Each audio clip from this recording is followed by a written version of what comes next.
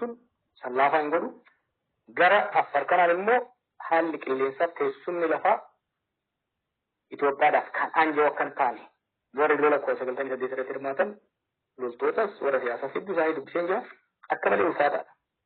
Ho'i isaas haalli qubsuma lafaa isaatis laaftutti amma yeroo baay'ee faarsi bultoonni tokko tokko lafa qalloo akka gabbuutti san laalanii fiiganiitu waan bishaan seenuu danda'an itti fakkaata. Lola 98 hanga lamaa godhame lola baadimmee jedhamee yaamu kana keessatti waraana Itoophiyaa lakkoofsa guddaan kan wareegame gara buree kanarratti jechuun gara Affaariin godhamu kanarratti. Bakki injifannoo guddaan itti hin argamin boodallee araaraan waliigaltee Aljaarsiin akka dhumu shoora salate keessa gara Affaar kanaan waan ta'eef achiin dhiibuun baay'ee rakkisaa waan ta'uuf lolli kuni gadi siqee akka lolamu hubachuun barbaachisaadha. Guutuu biyyoota biroos akkuma isin jedhe lolli yeroo ammaa biyyoota adda addaatti godhamu kun lola biyyoota lamaa qofa isaan taane kan biyyoonni hedduun keessatti akka hirmaatan ta'uusaati.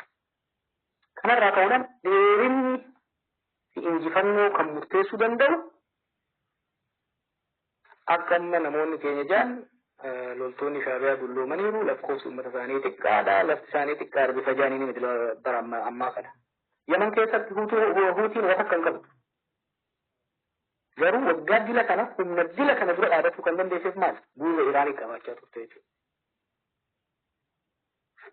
Iraan keessatti Sudaan keessatti humnoon lamaan sun kophaa isaanii odoo kooloo lan taate gareen tokko silaa kaasa mo'atee bira dabre. Garuu uleen gamaa gamanaa ergifamu ka dadhabe akka jabaatu ka jabaate akka laaffatu waan godhuuf lola dheeressuu keessatti shoora guddaa qaba.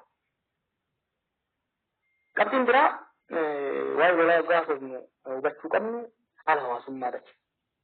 Deeggarsa hawaasummaa lolli sun qabaachuu danda'u. Lolli